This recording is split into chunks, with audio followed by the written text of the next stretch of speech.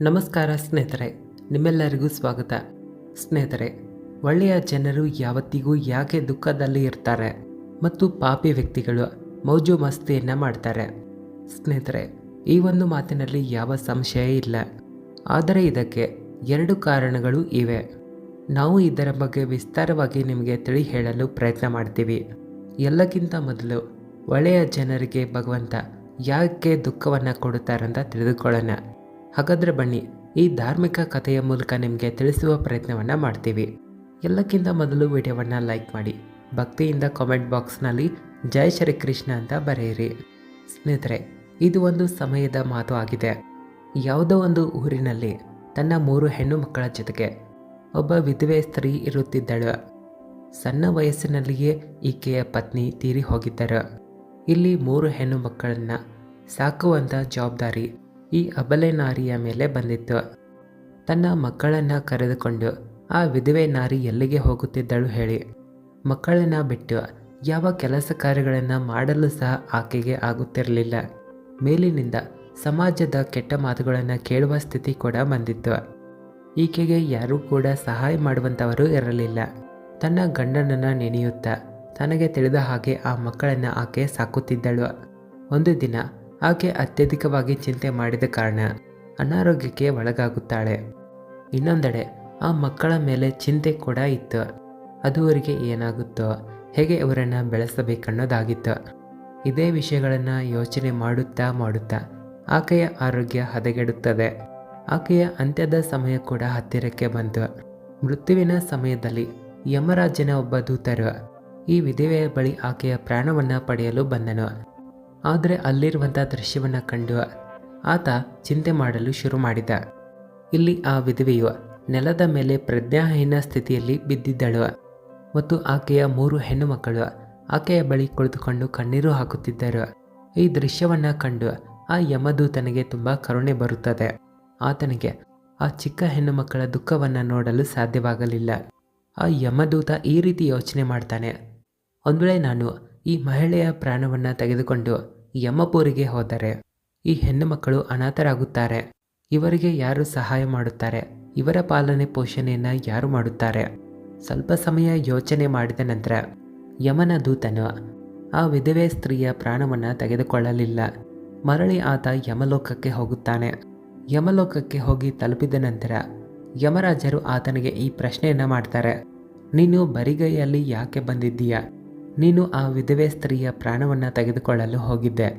ಆಗ ಆ ಯಮದೂತನು ಹೇಳುತ್ತಾನೆ, ಹೇ ಸ್ವಾಮಿ, ನನ್ನ ತಪ್ಪನ್ನು ಕ್ಷಮಿಸಿರಿ. ಬೇಕು ಅಂದರೂ ಆ ಸ್ತ್ರೀಯ ಪ್ರಾಣವನ್ನು ತೆಗೆದುಕೊಳ್ಳಲು ನನ್ನಿಂದ ಸಾಧ್ಯವಾಗಲಿಲ್ಲ. ನನ್ನ ಸ್ಥಾನದಲ್ಲಿ ನೀವು ಇದ್ದರೂ ಸರಿ, ಆ ಸ್ತ್ರೀಗೆ ನೀವು ಜೀವದಾನವನ್ನು ಮಾಡುತ್ತಿದ್ದೀರಿ.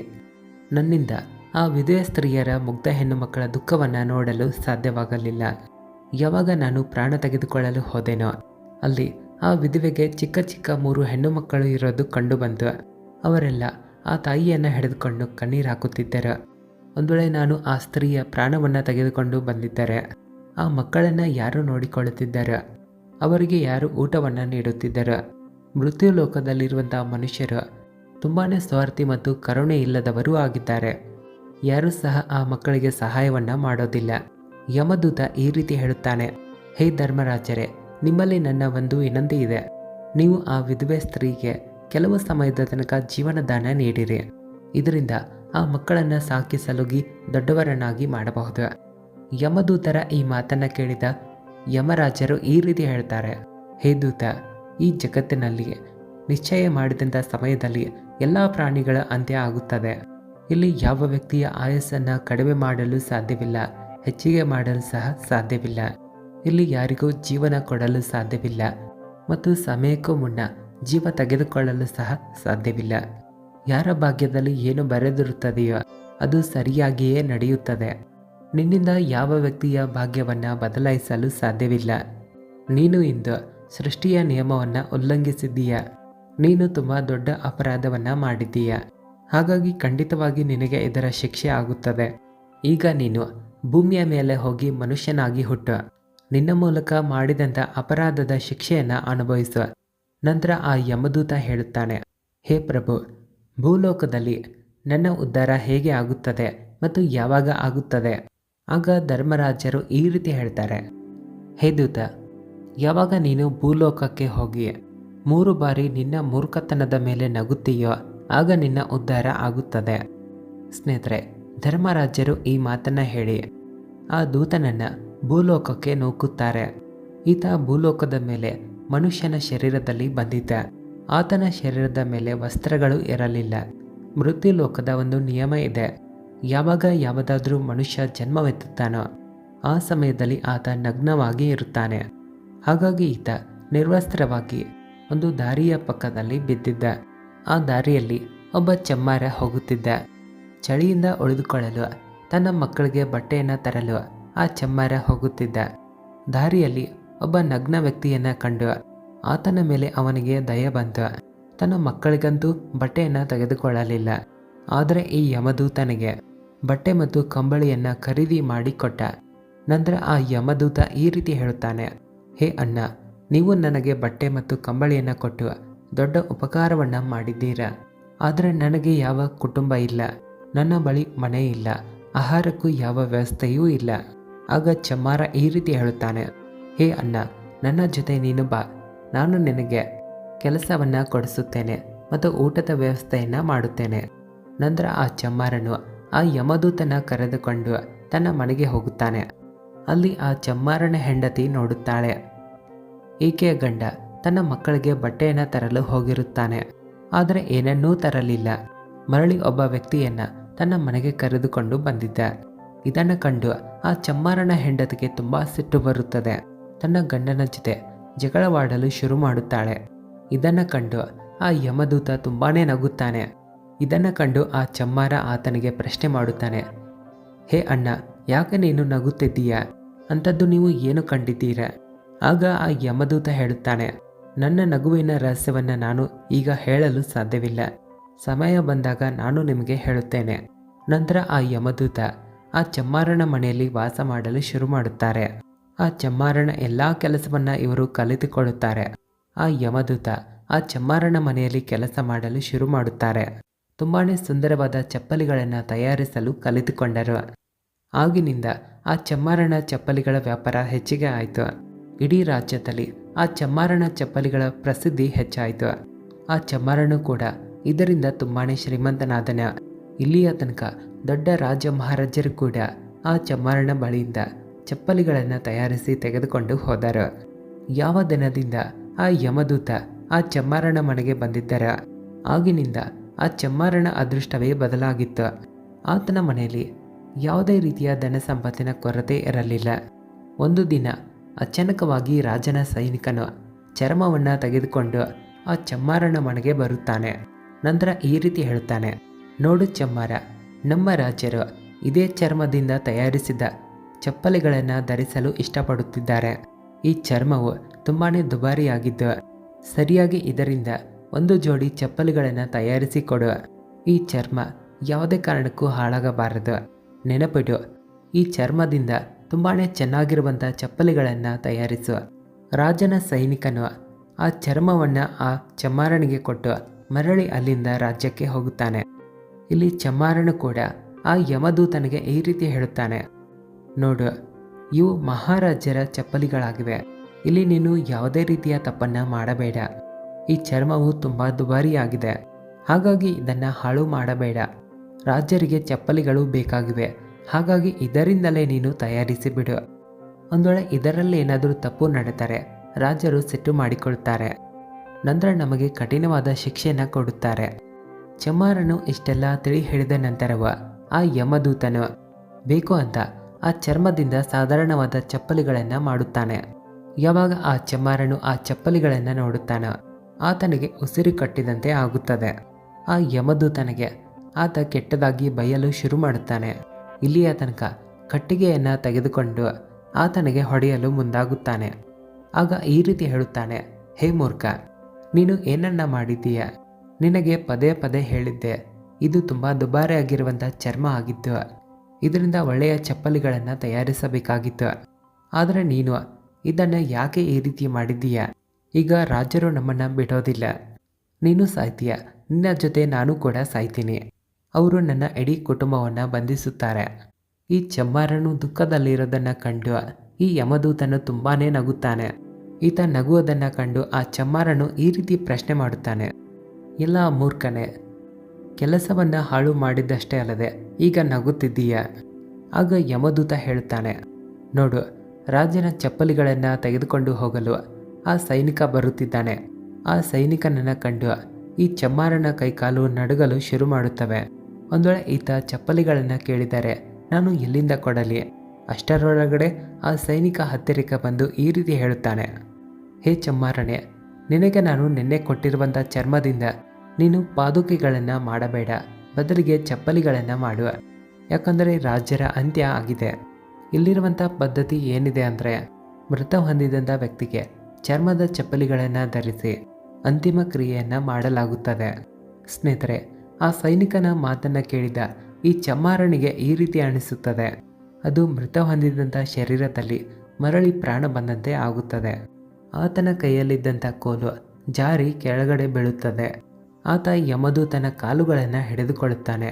ಆತನ ಬಳಿ ಕ್ಷಮೆಯನ್ನು ಕೇಳುತ್ತಾನೆ. ಯಮದೂತನು ಆ ಚಮ್ಮಾರನ ಈ ಸ್ಥಿತಿಯನ್ನು ನೋಡಿ ತುಂಬ ಜೋರಾಗಿ ನಗಾಡುತ್ತಿದ್ದ. ಆಗ ಚಮ್ಮಾರನು ಈ ರೀತಿ ಕೇಳುತ್ತಾನೆ, ಹೇ ಅಣ್ಣ, ಯಾಕೆ ನೀನು ನಗುತ್ತಿದ್ದೀಯ?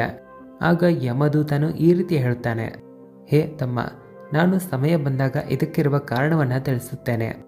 ನಂತರ ಒಂದು ದಿನ ಆದ ಮೇಲೆ ಆ ಚಮ್ಮಾರನ ಅಂಗಡಿಗೆ 3 ಕನ್ಯೆಯರು ಒಬ್ಬ ವೃದ್ಧ ಮಹಿಳೆಯೊಂದಿಗೆ ಬಂದಿದ್ದರು. ಆ 3 ಹೆಣ್ಣು ಮಕ್ಕಳು ಮದುವೆಯ ವಯಸ್ಸಿಗೆ ಬಂದಿದ್ದರು. ಅವರು ತಮ್ಮ ಪಾದುಕೆಗಳಿಗಾಗಿ ಅಳತೆಯನ್ನು ಕೊಡಲು ಬಂದಿದ್ದರು. ಆ 3 ಹೆಣ್ಣು ಮಕ್ಕಳನ್ನು ನೋಡಿ ಯಮದೂತ ಅವರನ್ನು ಕಂಡುಹಿಡಿಯುತ್ತಾರೆ. ಇವರು ಅದೇ 3 ಹೆಣ್ಣು ಮಕ್ಕಳಾಗಿದ್ದಾರೆ. ಇವರ ತಾಯಿಯನ್ನು ಕರೆದುಕೊಂಡು ಹೋಗದೇ ಇರುವ ಕಾರಣದಿಂದಾಗಿ ಇಂದು ನಾನು ಮಾಡಿದಂಥ ತಪ್ಪಿಗೆ ಶಿಕ್ಷೆಯನ್ನು ಅನುಭವಿಸುತ್ತಿದ್ದೇನೆ. ಆದರೆ ಈ 3 ಹೆಣ್ಣು ಮಕ್ಕಳು ಇಂದು ದೊಡ್ಡವರಾಗಿದ್ದಾರೆ, ತುಂಬ ಸುಂದರವಾಗಿಯೂ ಇದ್ದಾರೆ, ಯಾವುದೋ ಒಳ್ಳೆಯ ಮನೆಯಲ್ಲಿ ಬೆಳೆದಿರುವ ಹಾಗೆ ಕಾಣುತ್ತಿದ್ದಾರೆ. ಆಗ ಆ ಯಮದೂತ ಆ ವೃದ್ಧ ಮಹಿಳೆಗೆ ಪ್ರಶ್ನೆ ಮಾಡುತ್ತಾರೆ, ಹೇ ತಾಯಿಯೇ, ಈ 3 ಕನ್ಯೆಯರು ಯಾರು? ಆ ವೃದ್ಧೆ ಹೇಳುತ್ತಾಳೆ, ಬಾಲ್ಯದಲ್ಲಿಯೇ ಇವರ ತಾಯಿ ಇವರನ್ನು ಬಿಟ್ಟು ತೀರಿ ಹೋದರು.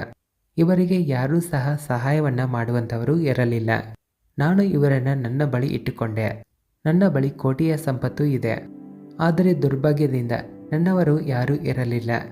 ಆಗ ಇವರನ್ನು ನನ್ನ ಬಳಿ ಇರಿಸಿಕೊಂಡು ಬೆಳೆಸಿದೆ. ಈಗ ಇವರನ್ನು ತುಂಬ ಒಳ್ಳೆಯ ಮನೆಗೆ ಮದುವೆ ಮಾಡಿಕೊಡಲು ಹೊರಟಿರುವೆನು. ಆ ಹೆಣ್ಣು ಮಕ್ಕಳ ಅದೃಷ್ಟವನ್ನು ನೋಡಿ ಯಮದೂತ ಈ ರೀತಿ ಯೋಚನೆ ಮಾಡುತ್ತಾನೆ, ಪರಮಾತ್ಮ ಏನೇ ಮಾಡಿದರೂ ಒಳ್ಳೆಯದಕ್ಕಾಗಿಯೇ ಮಾಡುತ್ತಾನೆ. ಒಂದು ವೇಳೆ ಆ ಸಮಯದಲ್ಲಿ ಇವರ ತಾಯಿ ಸತ್ತು ಹೋಗಲಿಲ್ಲ ಅಂದಿದ್ದರೆ ಈ 3 ಹೆಣ್ಣು ಮಕ್ಕಳು ತುಂಬ ಭಯಂಕರವಾದ ಬಡತನ, ಹಸಿವಿನಿಂದ ಇರುತ್ತಿದ್ದರು. ಇವರ ತಾಯಿ ತೀರಿ ಹೋದ ಕಾರಣದಿಂದಲೇ 3 ಹೆಣ್ಣು ಮಕ್ಕಳು ತುಂಬ ಒಳ್ಳೆಯ ಮನೆಯಲ್ಲಿ ಬೆಳೆದು ಒಳ್ಳೆಯ ಮನೆತನಕ್ಕೆ ಮದುವೆಯಾಗಿ ಹೊರಟಿದ್ದಾರೆ. ಈ ವೃದ್ಧ ಹೆಣ್ಣೆಯ ಕೋಟ್ಯಾಂತರ ರೂಪಾಯಿ ಸಂಪತ್ತಿಗೆ ಮಾಲೀಕರೂ ಆಗಿದ್ದಾರೆ. ಈ ರೀತಿಯಾಗಿ ಯೋಚನೆ ಮಾಡಿ ತನ್ನ ಮೊದಲನೆಯ ಮೂರ್ಖತನವನ್ನು ಯೋಚನೆ ಮಾಡುತ್ತಾ ಆ ಯಮದೂತ ತುಂಬ ಜೋರಾಗಿ ನಗಲು ಶುರು ಮಾಡುತ್ತಾನೆ. ಈಗ ಆತ 3 ಬಾರಿ ನಕ್ಕಿ ಬಿಟ್ಟಿದ್ದ. ಯಮದೂತ ನಗುತ್ತಿರುವುದನ್ನು ಕಂಡು ಆ ಚಮ್ಮಾರನು ಪ್ರಶ್ನೆ ಮಾಡುತ್ತಾನೆ, ಹೇ ಅಣ್ಣ, ಯಾಕೆ ನೀನು ನಗುತ್ತಿದ್ದೀಯ? ನಿನ್ನ ನಗುವಿನ ರಹಸ್ಯವನ್ನು ದಯಮಾಡಿ ನನಗೆ ತಿಳಿಸು. ಆಗ ಯಮದೂತ ಹೇಳುತ್ತಾನೆ, ಹೇ ತಮ್ಮ, ನಾನು 3 ಬಾರಿ ನಕ್ಕಿದ್ದೇನೆ. ನಾನು ಈಗ ನಿನಗೆ ನನ್ನ ನಗುವಿನ ರಹಸ್ಯವನ್ನು ಹೇಳ್ತೀನಿ, ಕೇಳು. ನಾನು ಒಬ್ಬ ಯಮದೂತ ಆಗಿದ್ದೇನೆ. ಈಗ ಚಪ್ಪಲಿಗಾಗಿ ಅಳತೆ ಕೊಡಲು ಬಂದಿರುವಂಥ ಈ 3 ಹೆಣ್ಣು ಮಕ್ಕಳು ಯಾವಾಗ ಚಿಕ್ಕವರಾಗಿದ್ದಾರೋ ಆಗ ಇವರ ತಾಯಿಯು ತೀರಿ ಹೋಗಿದ್ದರು.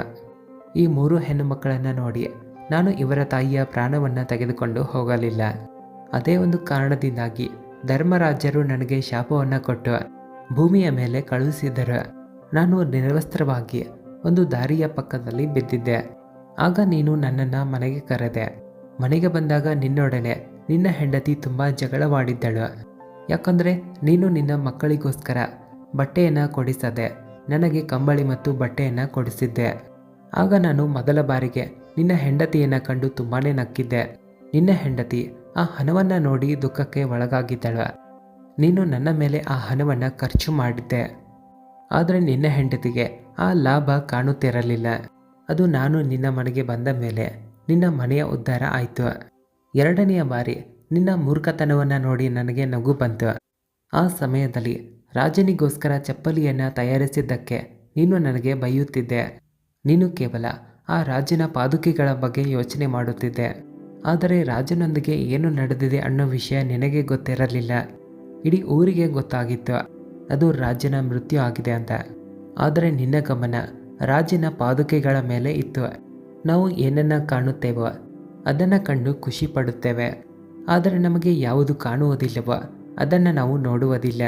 ಆದರೆ ನಡೆಯಬೇಕಾಗಿದ್ದೇ ನಡೆದು ಹೋಗುತ್ತದೆ. ಹಲವಾರು ಬಾರಿ ನಮ್ಮ ಒಳ್ಳೆಯದಕ್ಕೋಸ್ಕರ ಪರಮಾತ್ಮನು ನಮ್ಮ ಒಳ್ಳೆಯದಕ್ಕೋಸ್ಕರ ನಮ್ಮೊಡನೆ ಏನೋ ಕೆಟ್ಟದಾಗಿ ನಡೆಸುತ್ತಾರೆ. ಆದರೆ ನಾವು ಅದೇ ಕೆಟ್ಟದ್ದನ್ನು ನೋಡಿ ಪರಮಾತ್ಮನಿಗೆ ಬೈಯುತ್ತೇವೆ. ಭವಿಷ್ಯದಲ್ಲಿ ನಡೆಯುವಂಥ ಒಳ್ಳೆಯ ಕಾರ್ಯವನ್ನು ನಮ್ಮಿಂದ ನೋಡಲು ಸಾಧ್ಯವಾಗೋದಿಲ್ಲ.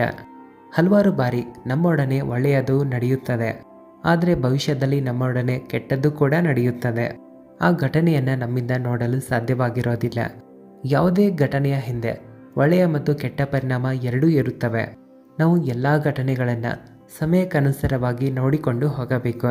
ಸ್ನೇಹಿತರೆ, ಈಗ ನಾವು ನಿಮಗೆ ಒಳ್ಳೆಯ ಜನರು ಯಾಕೆ ದುಃಖದಲ್ಲಿ ಇರುತ್ತಾರೆ ಅಂತ ತಿಳಿಸುತ್ತೇವೆ.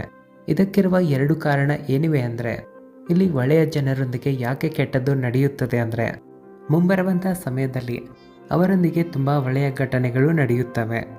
2ನೆಯ ಕಾರಣ ಏನಿರುತ್ತದೆ ಅಂದರೆ, ಯಾವಾಗ ಮನುಷ್ಯನೊಂದಿಗೆ ಕೆಟ್ಟದ್ದು ನಡೆಯುತ್ತದೆಯೋ ಆತ ಈಶ್ವರನ ಬಳಿ ಹೋಗುತ್ತಾನೆ, ಈಶ್ವರನ ನಾಮಸ್ಮರಣೆಯನ್ನು ಮಾಡುತ್ತಾರೆ.